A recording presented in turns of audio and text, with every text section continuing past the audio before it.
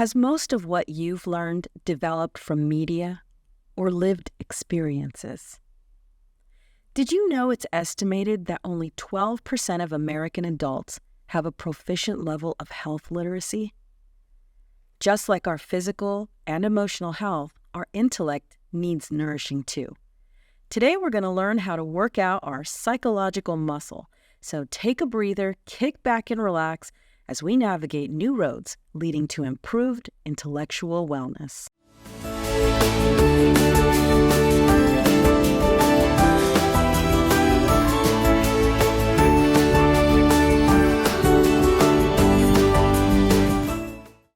Hi, it's your host Candace here, and you're listening to the podcast show Discipline Over Desire. Thanks for joining me in this series on the structure of well-being. In today's episode, we're discussing another dimension of our health called intellectual wellness. You might be wondering why this aspect of your well-being matters to your health, and that is what I aim to answer.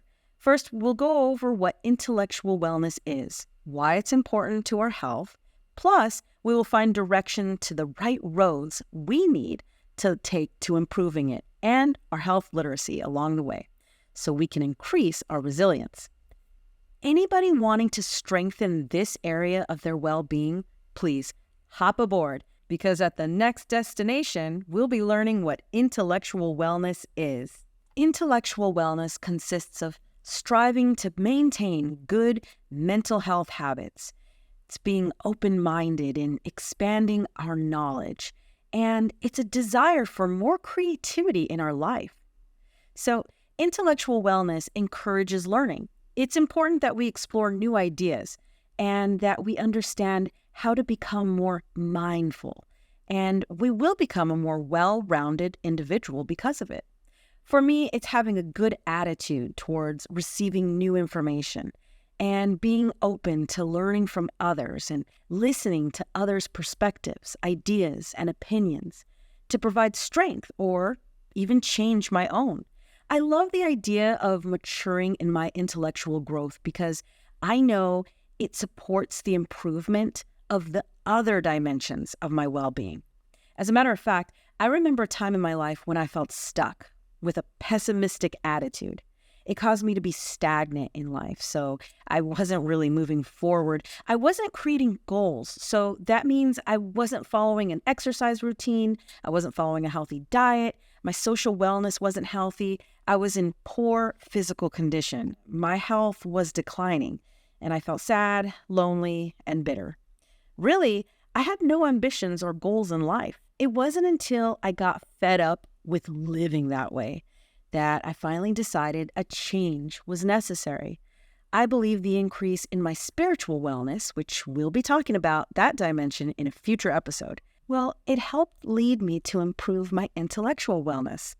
I studied my Bible and truly believed in a creator who loved and valued me. He gave my life purpose. I think I can link my decision for change back to the death of my grandma.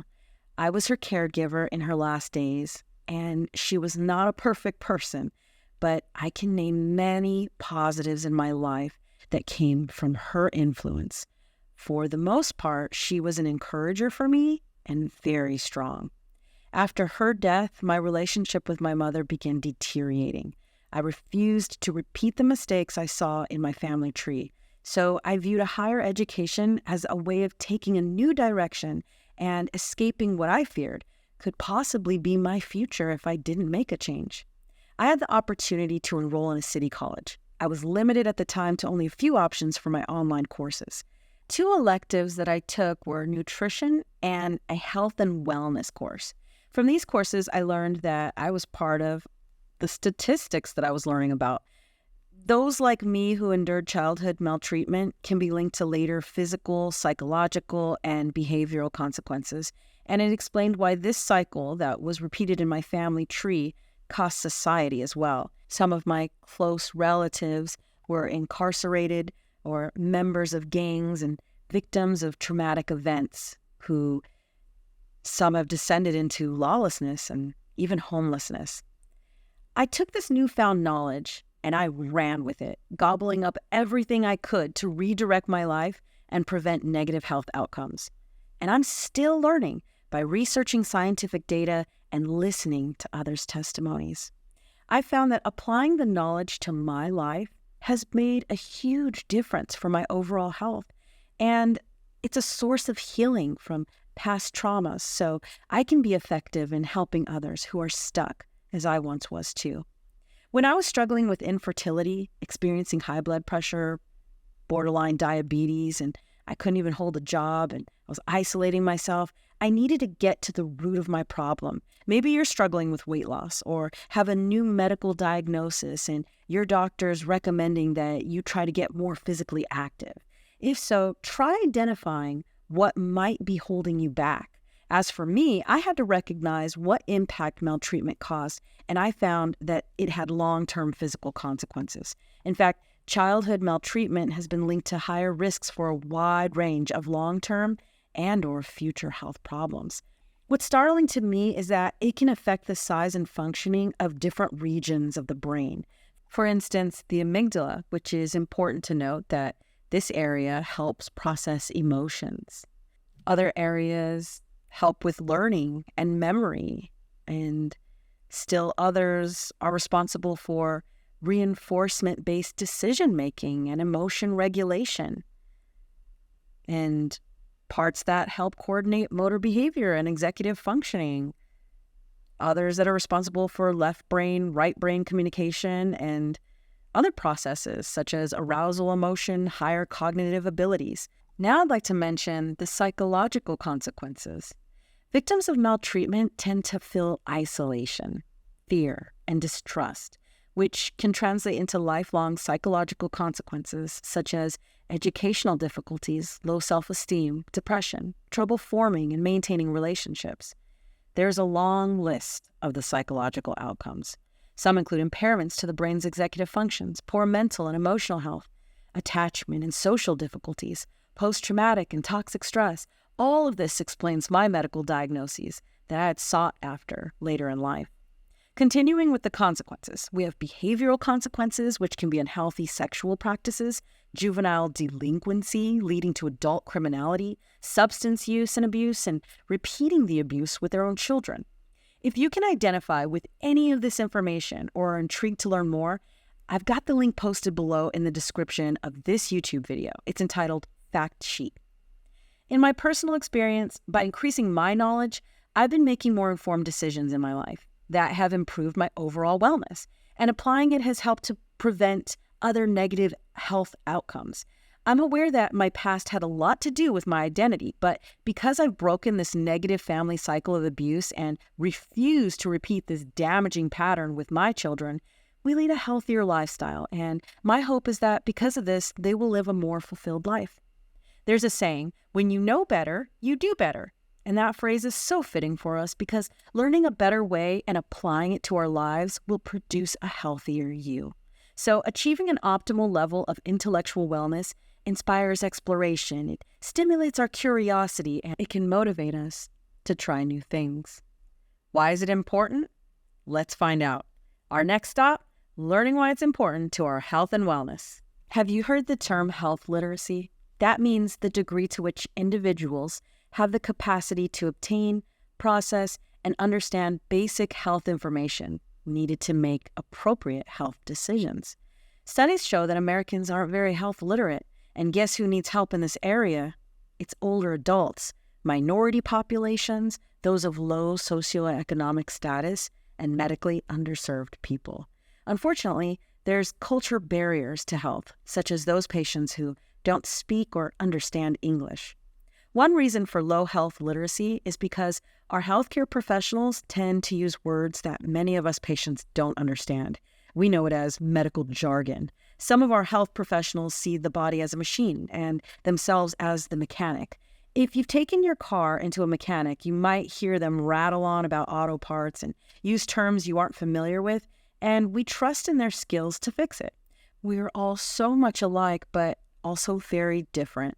I don't believe in a one-size-fits-all approach to our health. I do believe we need to take an active role in asking our healthcare providers more questions when we receive a diagnosis and for help in finding resources for optional treatments.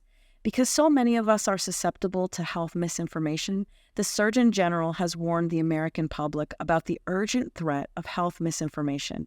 It was during the COVID-19 pandemic. It's older adults who have lower digital literacy and are less savvy at identifying reliable online news sources that are advertised, and they don't seem to recognize as easily photoshopped images. I'm curious, where do you get your health advice? Is it only your primary care provider? Is it family members, friends and influencers on social media? Feel free to drop your comment below. If we improve our research skills and verify the health information we receive, we are on our way to improving our health literacy as well as our intellectual wellness. So how will improving our intellectual wellness change our life? Here are some important benefits that come along with the improvement to this area of our health. Clarity of thought and focus, improved mood and expanded mindset, enhanced organization skills, creation of new neural pathways to support brain growth, improvement in our cognition and concentration, experiencing a more stimulating life development of personal values and opinions. It allows you to explore issues associated with problem solving. You become a more critical thinker, approaching media objectively and reflecting on risks or possible consequences to adapting this new information. You increase your skill set and personal knowledge. You increase your self-awareness. You become a great asset to your community. You improve your self-efficacy, the belief that you can succeed. Increasing resilience so you can bounce back from stressful situations quickly. Wow, that is quite a long list of benefits. So what are the ways we can build our intellectual health? At this next stop, we will learn different routes to improving our intellectual wellness that will impact our overall health. I have so many suggestions. First off, how about putting that library card to good use? They offer a digital library option and access to free courses. I even got help with learning Spanish one summer on Zoom with a small group. People have told me that they fought their way out of a speeding ticket because they did research at their local library. It's just so resourceful. Here's another idea. Visiting our local museums. Here in San Antonio, we have the Whitty Museum, we have art museums, culture museums, children's museums, and they offer a variety of events. One of my personal favorites is the Institute of Texan Cultures. I love their Folk Life Festival, where they celebrate different cultures, and they offer a sampling of different foods and have a variety of live performances to represent many cultures.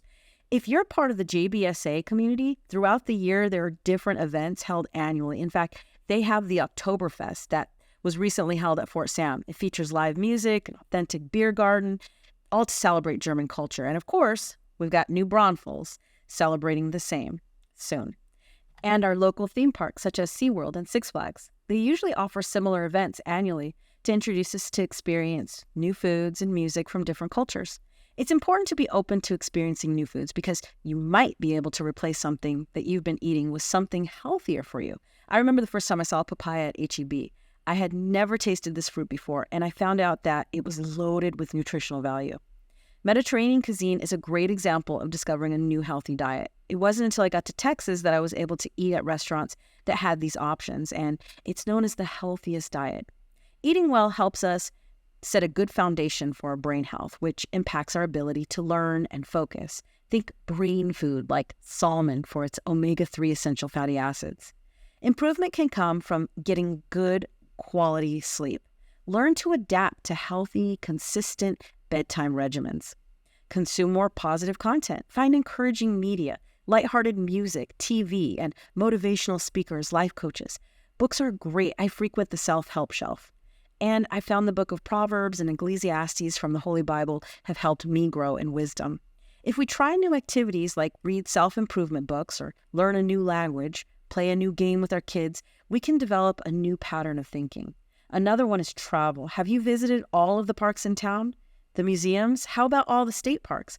Seek adventure. It doesn't have to cost you much. We have the local missions, and we're only a couple of hours from the beach. Adventure just might be in your own backyard. Maintain social connections. Keep an open mind when conversing with your loved ones. It's okay to agree to disagree respectfully.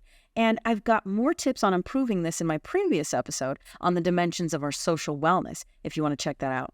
Now, I want to share with you an area of improvement with huge benefits. Here's a term that you may or may not recognize: emotional intelligence. It's the ability to monitor one's own and others' feelings, to judge between them, and to use this information to guide one's thinking and action. Let's talk a little more about this. So, if you have a high emotional intelligence, you've got the ability to identify and manage your own emotions, as well as identifying and managing the emotions of other people. So, with that said, a few skills that relate to emotional awareness is having the ability to harness those emotions and apply them to tasks like thinking and problem solving, and the ability to manage the emotions that includes regulating your own emotions when it's necessary, and to help others to do the same. Supposedly, higher emotional intelligence has been associated with a greater happiness in relationships, lower substance use and abuse, and favorable experiences with supervisors and work outcomes. An emotionally intelligent person is highly conscious of their own emotional states. That includes the negative ones, ranging from frustration to sadness. They're able to identify and understand what they're feeling. They can name the emotion, and it helps them manage that emotion, so they have a higher self-confidence and are more realistic about themselves. Increasing your emotional intelligence means you have a better handle on self-regulation. You're not going to be as impulsive, so you're not going to be as quick to respond with negative actions. You're going to think and reflect, and that means you'll be regulating your emotions, which is the ability to reduce how intense an emotion feels. And an example would be anger. You would have the ability to dial it down a notch, which is referred to as downregulation. You can shift gears to lighten your mood. Check this out. If we are an emotionally intelligent person, we can really hone in to the emotions of others. So whatever emotions somebody else is experiencing, we can understand it better and are sensitive to them. For example, if you have a boss at work who is an emotionally intelligent person, they're going to be more considerate to how you're feeling if you come to them with a concern. It makes us a better friend, a better leader, a better partner, a better parent, because we become more empathetic and we recognize and understand our emotions, so we can become more supportive for others, and we can regulate our own emotions to match another person's. So now we know there are different avenues to take in increasing our intellectual wellness, which can improve our health and well-being. With today's rapidly advancing technology, we have a world of knowledge at our fingertips, available to us to acquire new knowledge and to gain a better understanding of something. With that said, we've reached our destination and have learned that intellectual wellness is learning, and it involves exploring, curiousness. If we expose ourselves to new perspectives and ideas, it can help us get a better understanding of our own ways of thinking and help enhance our ideas to make informed decisions for ourselves and our loved ones. It's concerning that a significant portion of our population lacks health literacy, and we are susceptible to misinformation. We know that investing in our intellectual wellness might reap many more benefits that will lead us to a more fulfilling future. I encourage you to explore the different avenues for your improved health. See what works for you. So whether you read more books, travel, visit museums, or strive for an increased emotional intelligence, I hope you will arrive at a healthier you. That's all for today. Thanks for joining me on Discipline Over Desire. Until next time, keep nourishing that intellect and exploring new horizons. Discipline Over Desire was created for my clients to get a better understanding of their overall wellness to achieve their fitness goals. This show is hosted and produced by me, Candace. If you enjoyed this episode, please do me a favor, review the show, like and subscribe, help this show grow. I'll use your feedback to improve future episodes, and if you have a question, I'm happy to answer. And don't forget to show me some love by visiting my website. I'll keep you updated on when it's ready. Thanks again for listening. Till next time, don't forget, when life gets heavy, just roll with the weights.